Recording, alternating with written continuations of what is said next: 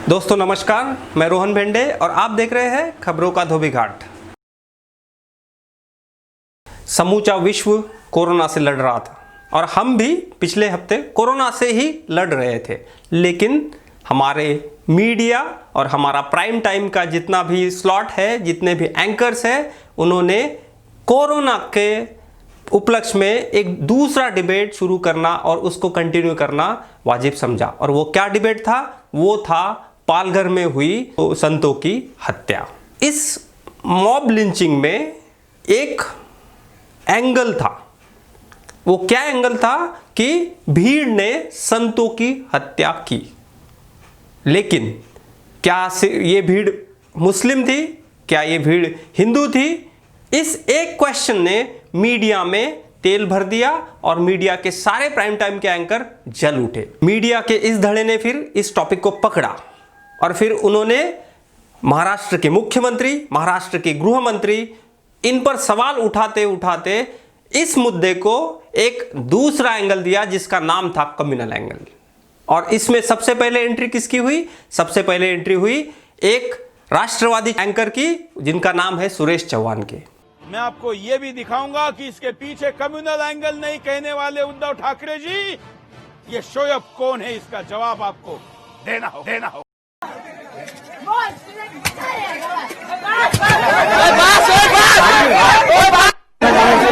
देखिए, जब पोल पर डंडा चलने का आवाज आता है तो उसके बाद बस शोएब बास वाला आवाज आपको सुनाई सुरेश देगा। चौहान जी की एंट्री और उन्होंने उसमें गड़े हुए तर्क, हमें उस पर सवाल उठाना पड़ेगा और आपको उस सवालों के सही जवाब ढूंढना पड़ेगा। तब जाके इस घटना के सांप्रदायिकरण में एंकरों की और टेलीविजन की भूमिका आपको समझ में आएगी। कुछ लोग इसमें आग लगाने की कोशिश कर रहे हैं। ये कोई हिंदू मुस्लिम या कोई ऐसी सांप्रदायिकता इसमें नहीं है। ये हमला जो हुआ है सांप्रदायिकता इसमें है नहीं। ये दुर्भाग्य की बात है, गलतफहमी के शिकार हुए हैं, जो बहुत ही निंदनीय बात है। सुरेश चौहान जी के पहले सवाल का जवाब उद्धव ठाकरे जी ने दिया। उन्होंने एक वीडियो यूट्यूब किया और उसमें उन्होंने सारे सवालों के जवाब सामने रखे। एक तो मैंने जैसे पहले कहा कि ये जो इलाका है आने जाने के लिए बहुत ही कठिन है, बहुत ही कठिन। जिसे मराठी में कहते हैं ना, दुर्गम एरिया। दुर्गम मतलब आने जाने के लिए बहुत ही कठिनाई होती है और वहाँ जाना भी हो तो दादरा नगर हवेली से आना पड़ता है। उस रात जिस वक्त ये घटना हुई, ये जो साधु थे वो जाना चाहते थे गुजरात। उनको रोका गया। दादरा नगर हवेली जो सिलवासा वगैरह केंद्र शासित प्रदेश है, वहाँ सीमा पर उनको रोका गया, वहाँ से उनको लौटाया गया। अब ये कोई चर्चा की बात नहीं हो सकती। अगर मगर में कोई मतलब नहीं है। अगर वहाँ पर उनको रोका जाता और दूसरे दिन सुबह महाराष्ट्र सरकार के साथ कोई सलाह मशवरा करके इनके बारे में निर्णय हो सकता था, लेकिन हुआ नहीं। दुर्भाग्य की बात है। लेकिन मैं आपको वचन देता हूं, इसमें कोई भी सांप्रदायिक बात है नहीं। 100 से भी ज़्यादा लोगों को हमने गिरफ्तार किया है, जिनको 30 अप्रैल तक पुलिस कस्टडी मिली है, पुलिस की हिरासत में है। इसमें 5 जो इनके मुखिया थे वो भी आज कस्टडी में है और 100-150 जितने भी हो, जो भी लोग इसमें शामिल होने की संभावना है, उनकी तलाश जारी है। और फिर से मैं एक बार कहता हूं कि जो भी लोग इसमें गलतफहमी फैलाने की कोशिश करेंगे, कृपा कर ऐसा मत करें। मेरी बात अमित शाह जी से भी हुई है। सुबह उनका फोन था, कल योगी जी का भी फोन था और उनको भी मैंने सारी बात समझाई है। अमित भाई ने भी, उनको भी पता है कि यहाँ कोई अगल बगल में ऐसी कोई दूसरे सांप्रदाय या मजहब के लोग रहते नहीं है, तो इसमें सांप्रदायिकता की बात है ही नहीं। ये पूरे जितने भी प्राइम टाइम के एंकर हैं, इन्होंने उद्धव ठाकरे जो कह रहे हैं उसको रेखांकित ही नहीं किया। उन्होंने अपना एक एजेंडा सेट किया, उसी भाषा पर चलते गए। फिर सुरेश जी ने दूसरा सवाल उठाया कि उसमें शोएब का नाम आ रहा है। तो शोएब के नाम के एक्सप्लेनेशन में राज्य के गृह मंत्री अनिल देशमुख जी, इन्होंने एक वीडियो मैसेज जारी किया। उन्होंने ट्विटर किया, उन्होंने फेसबुक इंस्टा पे भी उसको अपलोड किया। उसमें उन्होंने उसका क्लैरिफिकेशन दिया है। वो क्लैरिफिकेशन क्या है? आप हिंदी के जानकार हैं, आपका कोई भी दोस्त अगर मराठी का जानकार है तो उसको फ़ोन कीजिए और उसको बोलिए कि इस वीडियो को एक बार देख ले और फिर देख के उसको पूछिए कि क्या मसला है। त्या ठिकाणी ही घटना घडत असताना ओए बस म्हणून ते बांधव आवाज देत होते. ओए बस म्हणजे आता थांबा असे आवाज देत होते. पण या ओए बसचा विपर्यास शोएब बोलतोय असा करण्यात आला आणि याला जातीचं राजकारण त्या निमित्तानं, जातीच्या राजकारणाचा रंग देण्याचा त्या निमित्तानं प्रयत्न करण्यात आला. अगर आप मराठी के किसी भी जानकार को यह चीज पूछ लीजिएगा तो वो बता देगा कि वो क्या कह रहा है. वीडियो में एक आवाज आ रहा है ओए बस. जो सुरेश जी कह रहे हैं कि वीडियो में नाम आ रहा है शोएब, वो शोएब ना होके वो मराठी का एक वर्ड है ओए बस, यानी रुक जाओ. यह भीड़ से आवाज आ रहा है. लेकिन सुरेश जी ने ना किसी मराठी के जानकार से जानकारी ली, क्योंकि उनको तो उसमें सिर्फ एंगल डालना था, कम्युनल एंगल. लेकिन राज्य के गृह मंत्री ने उस पर तत्काल जवाब देते हुए एक वीडियो मैसेज जारी किया. फिर प्रोग्राम में एंट्री हुई अर्नब की. अर्नब तो पहले ही राष्ट्रवादी है, उनका नाम ही रिपब्लिक भारत है. तो रिपब्लिक भारत के अर्नब जी को उसमें सबसे पहले तो एक सवाल उनका है, सोनिया गांधी रोई क्यों नहीं. हंसिए मत, आप हंसिए मत. आप ये देश के प्राइम टाइम एंकर का एक सवाल है कि सोनिया गांधी पालघर के हिंसा पे रोई क्यों नहीं. और मेरे साथ आज पूरा संत समाज, पूरा भारत पूछ रहा है एक ही सवाल सोनिया गांधी, कि पुलिस वालों ने संतों को भीड़ के सामने खड़ा कर दिया, क्या उन पर कोई राजनीतिक दबाव था? जवाब दीजिए सोनिया गांधी, जवाब दीजिए. क्या दोनों संतों के शरीर पर भगवा कपड़े थे? और सोनिया गांधी, क्या इसलिए उनकी हत्या हुई? आपको तो भगवा अच्छा नहीं लगता. और हमने तो संतों की इंसाफ दिलाने की बात की थी, तो अपराधियों का धर्म क्यों बता रही है ये सोनिया सरकार? उनके दूसरे कोई सवाल नहीं थे, ना उनको दूसरी चीजों पर डिस्कशन करना था. इस सवाल को उठाते समय भी उन्होंने क्या किया? उन्होंने सोनिया सरकार कहा. अब बताइए, सोनिया सरकार कही है? डियर अर्नब, सोनिया सरकार यहां नहीं है. महाराष्ट्र में उद्धव सरकार है और केंद्र में मोदी सरकार है. सोनिया का कहीं दूर दूर तक सरकार में नाम नहीं है. तो अर्नब, पहले आपका फैक्ट चेक कर लो. संपूर्ण तपास सीआयडी कडे देण्यात आलेला आहे. पण आपल्याला एकच सांगतो की ही घटना झाल्यानंतर 8 तासाच्या आतमध्ये जवळजवळ ज्या लोकांनी हे कृत्य केलं अशा 101 लोकांना ताब्यात पोलिसांनी घेतलं. ते बाजूच्या पहाडावर, बाजूच्या जंगलामध्ये पळून गेले. ते तिथून त्यांना रात्री शोधून आणून या सर्वांना पोलिसांनी ताब्यात घेतलं. त्या 101 लोकांची यादी आज मी व्हॉट्सअपच्या माध्यमातून आणि फेसबुकच्या माध्यमातून आज जाहीर करत आहे. या 101 लोकांमध्ये एक सुद्धा मुस्लिम बांधव नव्हता. लेकिन ये मुद्दा यहां रुका नहीं. उन्होंने सोनिया का नाम लिया, क्योंकि क्या था, कांग्रेस के आला कमान पे हमला था. तो फिर कांग्रेस के आला कमान पे हमला हुआ तो सारे के सारे उनके जितने भी चाटुकार है वो जाग गए. फिर क्या हुआ, अर्नब पे 100 से ज्यादा एफआईआर रजिस्टर हुए. फिर अर्नब पे इंक का अटैक हुआ. तो इंक के अटैक में अर्नब आगे चल के आया, उसने वीडियो मैसेज डाला कि मुझ पर कांग्रेस अटैक कर रही है. यानी मुद्दा क्या था? पालघर की हिंसा. पालघर में हिंसा हुई, यह मुद्दा था. लेकिन प्राइम टाइम एंकर के यह शो ने यह मुद्दा यहां से दूसरी तरफ लेके गए. इसी होड़ में हमारी रूबिका जी कहीं पीछे रहेगी? इमोशनल रूबिका जी, वो आई आगे, लेकिन क्या किया? एक बुजुर्ग उस खाकी वर्दी वाले के हाथ पकड़कर विनती कर रहा है कि इस भीड़ से, इस हैवान भीड़ से मुझे बचा लो. और वो भगवाधारी उस वर्दीधारी की तरफ से झोंक दिया जाता है जहन्नुम की आग में. ओह वेट रूबिका जी, आप क्या कह गई? पता है आपने क्या कहा? आपने जहन्नुम कहा. आपको जहन्नुम का अर्थ पता होता है? जहन्नुम में उर्दू शब्द है, और अगर हम उसको हिंदी में ट्रांसलेट करें तो उसका अर्थ क्या होता है? नरक होता है। हिंदू धर्म में एक आस्था है और उस आस्था का नाम है स्वर्ग की ओर जाना। स्वर्ग की ओर जाने के लिए साधु सन्यासी अपना पूरा का पूरा जीवन, सांसारिक जीवन त्याग देते हैं और एक बैरागी की तरह जीते हैं, और उस बैरागी की आखिरी अंतिम इच्छा होती है कि उसको स्वर्ग में स्थान मिले। तो अगर साधुओं को स्थान भी मिला होगा ना रूबिका जी, तो वो जहन्नुम में नहीं मिला होगा, उनको स्वर्ग में मिला होगा। सबका डीएनए चेक करते हैं। कौन चेक करते हैं? सुधीर जी हमारे। कहाँ थे? सुधीर जी भी प्राइम टाइम पे थे। वो आए, उनका तो सबसे पहले क्या होता है, एक हमने खोज की।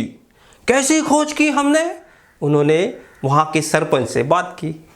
सरपंच ने बात की मराठी में, सुधीर जी ने वो टीवी पे चलाई, लेकिन हिंदी में कमेंट्री करते हुए सुधीर जी क्या कहते हैं कि वहाँ पे काशीनाथ आया, और काशीनाथ आने के बाद वहाँ पे हत्यार बढ़ गए, भीड़ बढ़ गई। जबकि मैंने पूरा का पूरा ऑडियो और वीडियो दोनों के दोनों संभाषण पूरे देखे हैं, लेकिन सरपंच ने ये कहा ही नहीं, सरपंच ने इस शब्द का ही यूज नहीं किया, लेकिन हमारे सुधीर जी एक कदम आगे ही रहते हैं। भीड़ को वहां से हटने के लिए समझा सकते थे, उसको कंट्रोल कर सकते थे। चित्रा ने सवाल उठाए हैं कि काशीनाथ के आने के बाद भीड़ इतने हथियार लेकर वहां पर इतनी बड़ी संख्या में कैसे जुटने लगी, भीड़ वहां पर बढ़ने कैसे लगी। पाकिस्तान का प्यार किसको है? अमीश भाई को हमारे। अमीश भी आए, लेकिन पहले अमीश का सवाल होता है, वो सवाल तो सुन लीजिए। कहां है वो लोग जो हर बात पर अपना अपना अवार्ड हाथ में लेकर घूमते हैं, अवार्ड वापसी का ड्रामा करने खड़े हो जाते हैं। आज सोशल मीडिया पर कथित बुद्धिजीवी ब्रिगेड खान मार्केट गैंग मौन पर है, यानी उन्होंने मौन धारण कर लिया है। लेकिन मेरा वादा है, जब तक साधुओं का कहां है सेक्युलर गैंग? कहां है वो जावेद अख्तर साहब? कहां है? कहां गया आप अनुराग कश्यप? नहीं देखिए, उस गैंग की कोई वैल्यू नहीं है ना देश में ना दुनिया में, इसलिए मुझे लगता नहीं है कि वो गैंग इतना सार्थक है कि हम प्राइम टाइम में उसको डिस्कस करें। They are non existent. ये लोग जो हैं अपनी पहचान के लिए एक आध ट्वीट कर देते हैं, इनकी कोई ज्यादा वैल्यू नहीं है, और मुझे नहीं लगता वो इतने इंपॉर्टेंट है कि इस इंपॉर्टेंट विषय में हम उनकी चर्चा करें। अरे ये क्या बोल गए अमीश आप? अभी तो आप कह रहे थे कि उनका वो कहाँ है, सवाल पूछ रहे थे, अभी कह रहे कि उनका कोई एग्जिस्टेंस नहीं है। यार कहीं तो खड़े रहो, दर्शक बेचारे पागल हो रहे हैं, उनको समझ में नहीं आ रहा है कि आप पर कैसे बिलीव किया जाए। ये तो हुआ हमारा प्राइम टाइम एंकरों का टाइम स्लॉट, ठीक है, लेकिन हम अब बात करेंगे एक्चुअल घटना की। क्या हुआ? 16 तारीख को पालघर डिस्ट्रिक्ट में डहानू नाम की जगह है, वहाँ से 20 किलोमीटर आगे एक छोटा सा गाँव है गढ़चिंचोले, वहाँ पे साधुओं की एक भीड़ ने हत्या कर दी। मसला क्या था? वहाँ पे एक व्हाट्सएप रूमर चल रहा था 4-5 दिनों से, कुछ लोग अपना हुलिया बदल के बच्चा चोरी करने के लिए या फिर किडनी चोरी करने के लिए आ रहे हैं। वहाँ पे व्हाट्सएप मैसेज, न्यूज़ लॉन्ड्री ने अभी एक पॉडकास्ट किया था, तो उन्होंने उस व्हाट्सएप मैसेज को भी दिखाया कि कैसे वहाँ व्हाट्सएप मैसेज स्पेयर हो रहा था, कैसे वो घूम रहा था। गांव वालों ने ग्रुप बनाया और उसी ग्रुप ने इन साधुओं की हत्या की। लेकिन वो हत्या कैसे हुई उसका भी हमें बैकग्राउंड सबसे पहले देखना पड़ेगा। इसका मतलब ये नहीं है कि मैं उसको जस्टिफाई कर रहा हूं, मैं पूरी तरह, मैं और मेरा ऑर्गेनाइजेशन इस हत्या को पूरी तरह कंडेम करता है। जो भी हुआ वो बहुत बुरा हुआ, बहुत निंदनीय है, यह हम पहले भी कह चुके हैं, आज भी कहते हैं। लेकिन उस घटना को हमें पूरे तथ्यात्मक तथ्यों से देखना पड़ेगा। घटना शुरू होती है कांदिवली से। कांदिवली में 2 साधु, कल्पवृक्ष गिरी महाराज और सुशील गिरी महाराज, उनका आश्रम है। तो वहाँ से उनके जो गुरु है, उनके गुरु के फ्यूनरल में उनको गुजरात जाना था। लेकिन लॉकडाउन के चलते उन्होंने गुजरात के लिए रूट चुना दादरा नगर हवेली से। कांदिवली से निकले और उनको दादर नगर हवेली में फॉरेस्ट ऑफिसर ने रोका और उनको वापस जाने के लिए कहा। तो फिर उन्होंने पालघर से नीचे का रास्ता जो है, जो डहानू से जाता है, उस रास्ते से जाने का चुना। बच्चा चोरी का जो रूमर चल रहा था, तो उससे निपटने के लिए गांव वालों ने पहले ही ग्रुप बना के रखा था। तो उसी ग्रुप ने उस गाड़ी को देखा और गाड़ी को देखने के बाद उस गाड़ी को सबसे पहले उनके टायर की हवा निकाल दी और फिर उस गाड़ी को पलट दिया। लेकिन उसी समय वहाँ के जो लोग, कुछ लोग थे, वहाँ की सरपंच है, उन्होंने पुलिस को इन्फॉर्म किया। अब आप पहले ये बात समझ लीजिए, आप जो टीवी में देख रहे हैं, ये जो एंकर चिल्ला रहे थे, यह बात इतनी सरल नहीं है। पालघर डिस्ट्रिक्ट और जो डहाणू भाग है, जो डहाणू का पूरा एरिया है, जो उनका अगर जियोग्राफिक देखा जाए तो वो पूरा का पूरा आदिवासी बहुल एरिया है। वहां आपको गाड़ी से जाना है, बस से जाना है, तो भी कोई संसाधन बहुत ज्यादा नहीं होते। जिस गांव में यह लिंचिंग हुई, उस गांव का लिटरेसी रेट, साक्षरता प्रमाण 2011 के सेंसस के हिसाब से सिर्फ 30% है। वह पूरा का पूरा इलाका पर्वतों और जंगलों से भरा हुआ है। तो एंकर जैसा बता रहे पालघर पालघर पालघर पालघर पालघर एक शहर है, लेकिन शहर से बहुत लंबा 3 घंटे के रास्ते के बाद डहाणू आता है, जहां पे आप ऐसा सोच ही नहीं सकते कि वहां पे किसी ग्रुप को इमीडिएटली पुलिस की मदद मिलेगी, क्योंकि आदिवासी बहुल एरिया है, छोटा सा पुलिस स्टेशन है, 10-12 पुलिस वहां से रहते हैं। फिर भी 2 घंटों में, 3 घंटों में पुलिस ने वहां पे रिकवर किया। लेकिन वहां पे आखिरी में जो पुलिस का रवैया था, उस पर सवाल उठाना भी जरूरी है। वीडियो में यह स्पष्ट दिख रहा है कि पुलिस के एक जवान के हाथों से भीड़ ने एक साधु को खींचा है और खींचने के बाद मारते दिख रही है भीड़। इसका मतलब पुलिस का रवैया या फिर पुलिस जिस तरह से उसको हैंडल कर रही थी, वो सचमुच क्वेश्चनेबल है। और उसी क्वेश्चन को देखते हुए राज्य के गृह मंत्री ने जो भी पुलिस उसमें इन्वॉल्व थी और जो भी ऑफिशियल थे, उनको सस्पेंड कर दिया है। लेकिन सस्पेंशन कोई उसका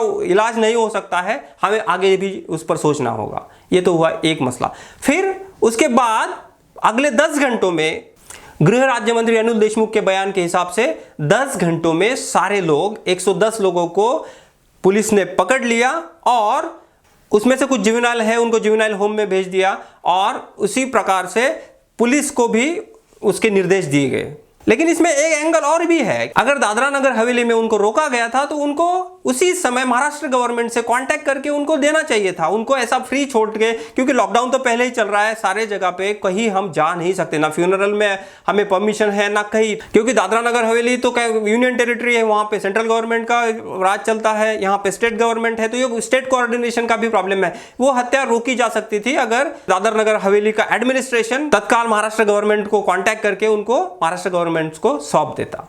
ये हुई एक बात।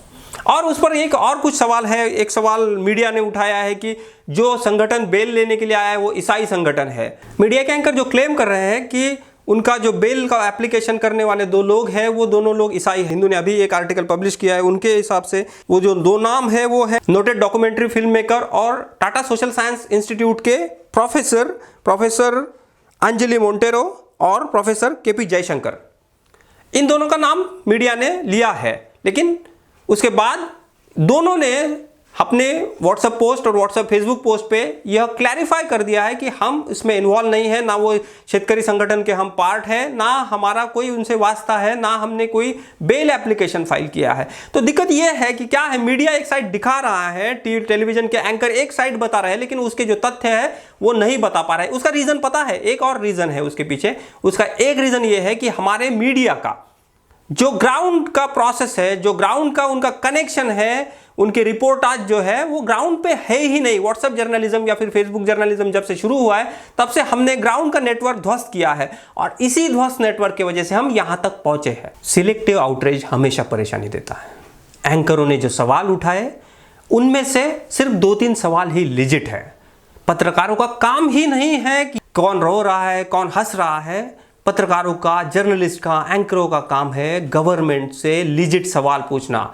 और ये सवाल ऐसे नहीं हो सकते कि महाराष्ट्र में कांग्रेस और शिवसेना की गवर्नमेंट है तो उनको पूछा जाए और दूसरी जगह पे कोई और सरकार है तो उनसे ना पूछा जाए। मैं एक वाकया बताता हूँ। 11 अक्टूबर 2018 को एक घटना हुई थी। एक संत है जिन्होंने 111 दिन का अनशन किया और फिर 111वें दिन उनकी जान चली गई।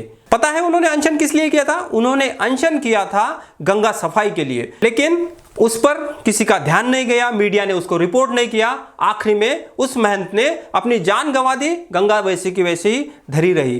तो आपसे एक ही विनती है, आप थोड़ा अखबारों को पलटिए, जो अच्छे अखबार लिख रहे हैं और कुछ पढ़िए, पढ़ते रहिए, टीवी को कम देखिए ताकि आपको अच्छे से खबर पता चले और आपका मन किसी सिलेक्टिव आउटरीच पे ना उठे। बल्कि हर चीज जो गलत है, समाज में जो गलत चल रहा है, उसी पर आपका ध्यान होना चाहिए, आपकी आवाज उठनी चाहिए। तो WHO के गाइडलाइन से हाथ धोते रहिए, सेफ रहिए, मास्क लगाइए, बाहर मत जाइए जब तक लॉकडाउन नहीं खत्म होता। अगले हफ्ते फिर मिलते हैं यहीं पे द इंडिया बुलेटिन पे। तब तक के लिए धन्यवाद। Subscribe now and press the bell icon. Never miss an update.